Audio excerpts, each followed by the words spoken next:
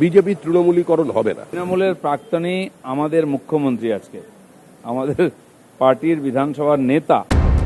সুখেন্দু শেখর রায়, সুস্মিতা দেব, প্রকাশটিক বড়াইক বিজেপিতে যোগ দিয়েছেন।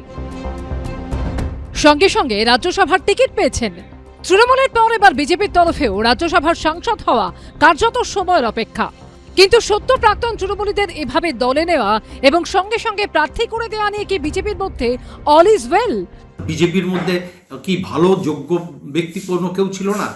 বিজেপির মধ্যে শিক্ষিত মানুষ কেউ ছিল না? বিজেপির মধ্যে আদর্শবান নেতৃত্ব কেউ ছিল না যাদেরকে রাজ্যসভার সাংসদ করা যেতে পারত?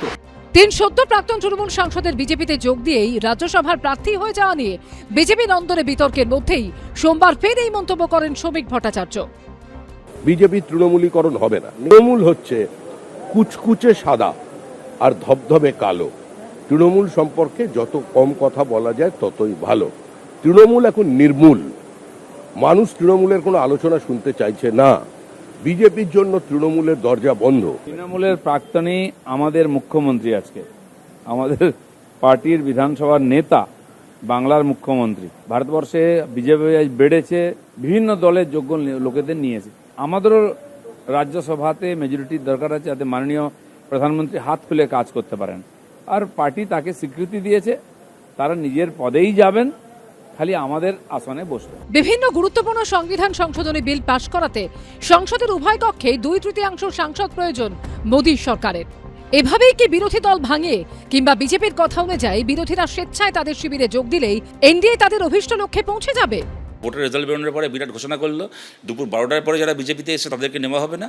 এখন দেখছি বিকাল 5টায় যারা বিজেপিতে আসে তারা সন্ধ্যে 7টায় এমপি হয়ে যাচ্ছে। সুতরাং এখানে যা বলার, বিজেপিকে ভোট দিয়েছেন যে মানুষ তাদেরকেই বলতে হবে এবং তাদেরকেই একটা অবস্থান নিতে হবে। কেননা এইটা ঘটনা, তৃণমূলকে হারানোর জন্য বিজেপিকে ভোট দিয়েছেন যে মানুষ, তিনি এই জন্য ভোট দেননি যে তৃণমূলের লোকগুলোই বিজেপির এমপি হয়ে যাবে, তৃণমূলের লোকগুলোই বিজেপির এমএলএ হয়ে যাবে। এই তিনজনের বিজেপিতে যোগদানের দিনে বিতর্ক দানা বেঁধেছিল। উঠে এসেছিল বিজেপি নেতাদের নানা পুরনো বক্তব্য। তুমি সন্ধে হলে গরু পাচার করো, কোনো অসুবিধা নেই বাবা প্রকাশ, তুমি সন্ধেবেলা ওটা চালিয়ে যাও। এই প্রকাশ ঠিক বাড়াই হোক, এর কাজই হচ্ছে ভাইপোর হয়ে গরু পাচার করা আর ভাইপোকে টাকা সাপ্লাই করা।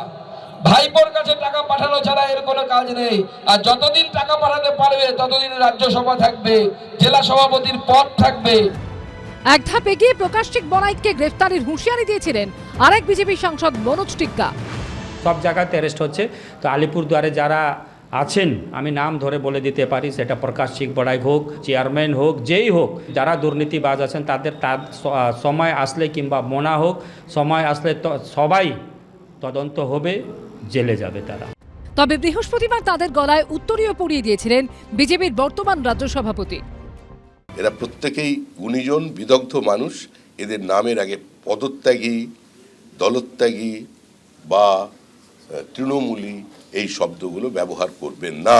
এই মুহূর্তে সুখেন্দু শেখর রায়, সুস্মিতা দেব, প্রকাশটিক বড়াইকের একমাত্র পরিচয় তারা বিজেপি কর্মী। সোমবার মুখ্যমন্ত্রী ও বিজেপির রাজ্য সভাপতির উপস্থিতিতে এই তিনজন রাজ্যসভা নির্বাচনের জন্য মনোনয়ন জমা দিলেন। এবিপি আনন্দ। এবিপি আনন্দ, এগিয়ে থাকে, এগিয়ে রাখে।